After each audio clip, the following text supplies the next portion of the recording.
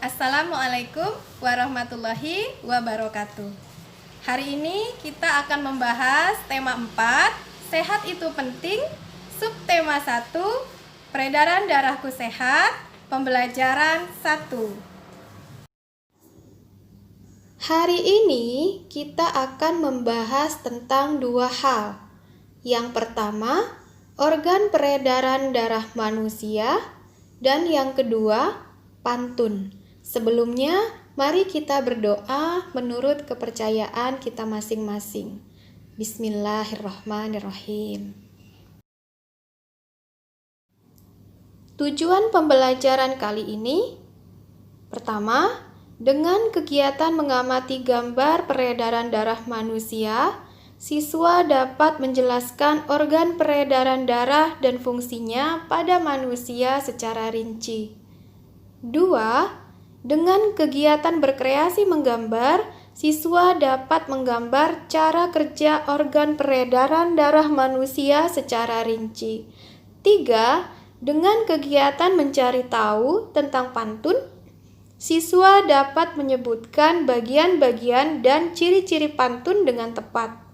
4. Dengan kegiatan mencari tahu tentang pantun, siswa dapat membuat pantun dengan tema tertentu, lalu menunjukkan unsur-unsur pantun yang dibuat dengan benar. Di sini ada gambar organ peredaran darah manusia. Jadi ada gambar peredaran darahnya, juga ada gambar orangnya. Nah, ini adalah gambar organ peredaran darah manusia secara lebih sederhana. Silakan diamati bagian-bagiannya, ada apa saja di sana.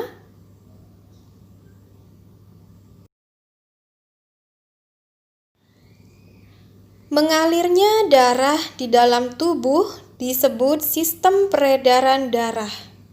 Sistem peredaran darah dalam tubuh ada dua, yaitu peredaran darah kecil dan peredaran darah besar.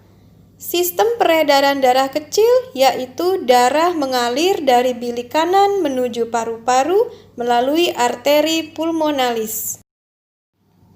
Dalam paru-paru terjadi pertukaran darah yang banyak mengandung karbon dioksida atau CO2 dengan darah yang banyak mengandung oksigen atau O2. Darah yang banyak mengandung O2 kembali ke jantung melalui vena pulmonalis. Sistem peredaran darah kecil sebagai berikut. Skemanya ini adalah bilik kanan, arteri pulmonalis, paru-paru, vena pulmonalis, serambi kiri.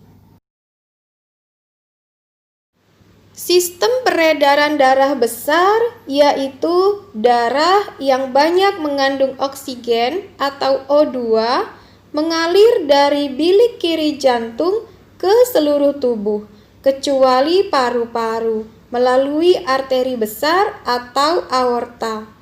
Selanjutnya, terjadi pertukaran darah yang banyak mengandung oksigen dengan darah yang banyak mengandung karbon dioksida di seluruh tubuh.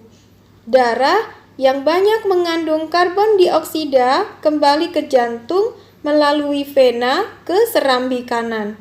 Sistem peredaran darah besar adalah sebagai berikut. Bilik kiri, arteri besar atau aorta, arteri, seluruh tubuh, vena, dan serambi kanan.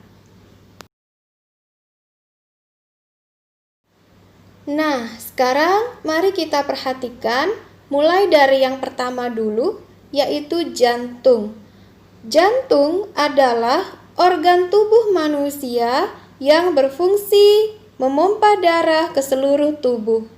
Jantung memompa darah dengan cara berkontraksi dan berelaksasi secara bergantian, sehingga jantung berdenyut, mengembang, dan mengempis.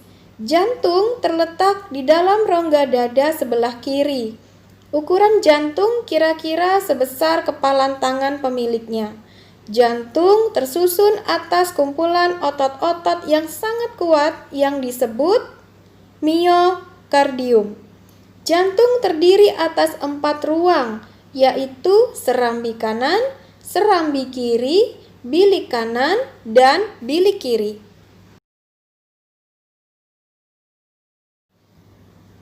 Yang kedua adalah pembuluh darah.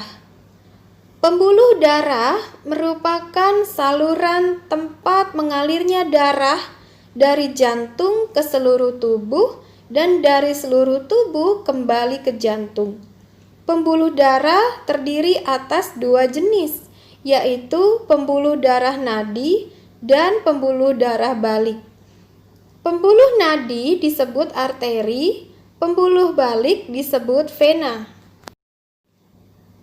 Pembuluh nadi atau arteri yaitu pembuluh yang membawa darah yang kaya akan oksigen keluar dari jantung ke seluruh tubuh.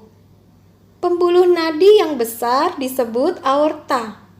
Pembuluh balik yaitu pembuluh darah yang membawa darah yang kaya akan karbon dioksida dari seluruh tubuh menuju jantung. Nah, di sini yang berwarna biru dan yang berwarna merah itu adalah merupakan pembuluh darah manusia. Pembuluh nadi dan pembuluh balik bercabang-cabang. Ujung cabang pembuluh terkecil disebut pembuluh kapiler. Pembuluh kapiler sangat halus, berdinding tipis, dan berpori. Dalam pembuluh kapiler ini terjadi pertukaran 2 zat, yaitu antara oksigen dan karbon dioksida. Panjang seluruh pembuluh darah manusia jika dihubungkan dari satu ujung ke ujung yang lain dapat mencapai sekitar 160.000 kilometer.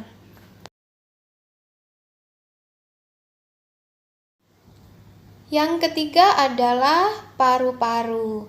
Nah, inilah gambar paru-paru manusia. Bisa dilihat bagian-bagian dari paru-paru.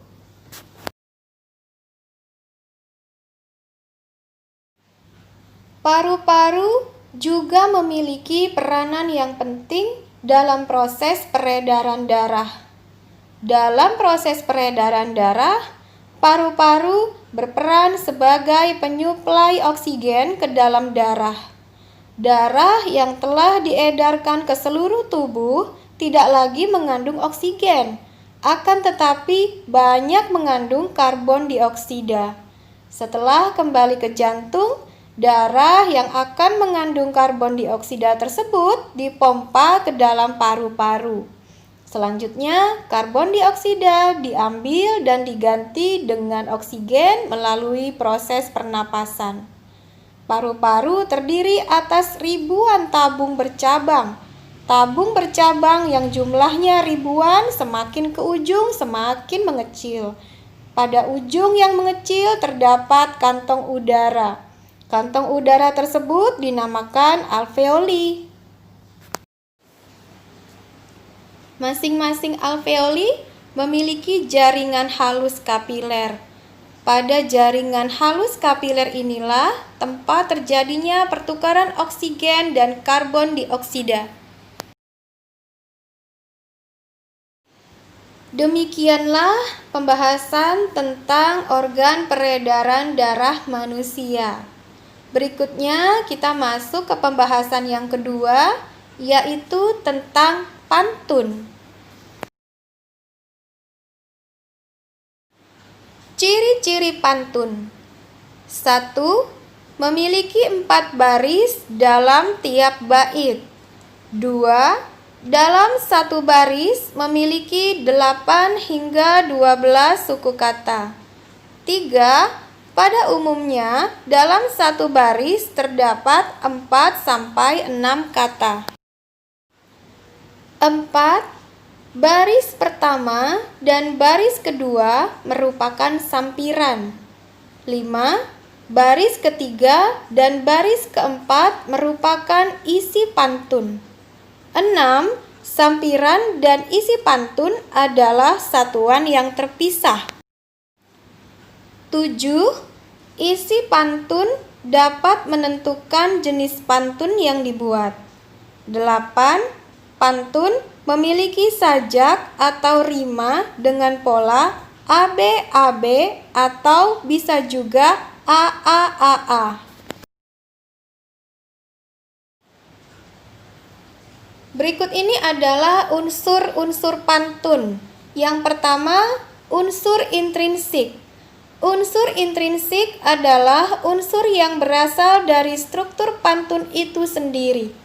Unsur intrinsik dalam pantun terdiri dari tokoh, tema, amanat, setting atau latar tempat dan waktu, plot atau alur, dan lain sebagainya. Unsur intrinsik yang dapat menjadi ciri khas dari suatu pantun adalah rima. Rima dalam pantun memiliki akhiran yang sama sehingga dapat memberikan daya tarik tersendiri bagi para pendengarnya. Yang kedua adalah unsur ekstrinsik.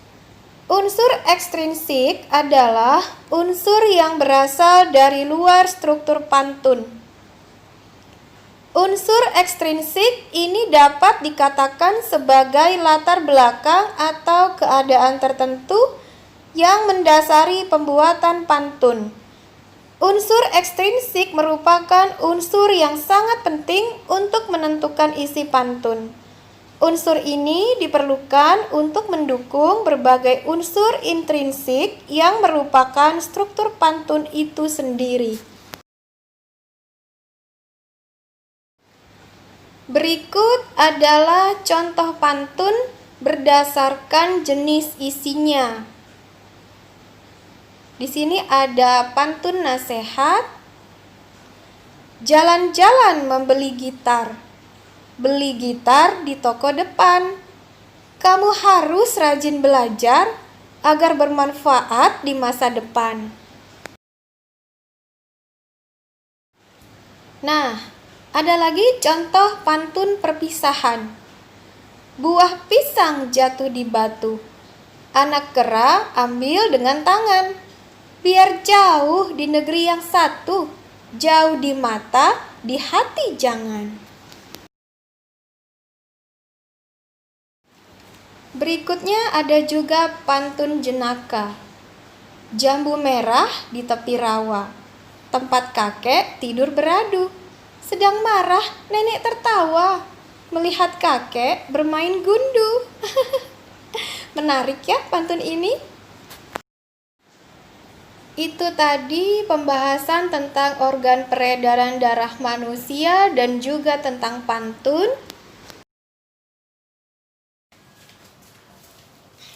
Nah, demikianlah pembahasan pada hari ini. Semoga dapat dipahami dan semoga bermanfaat. Ibu akhiri, Assalamualaikum warahmatullahi wabarakatuh. Semangat belajar!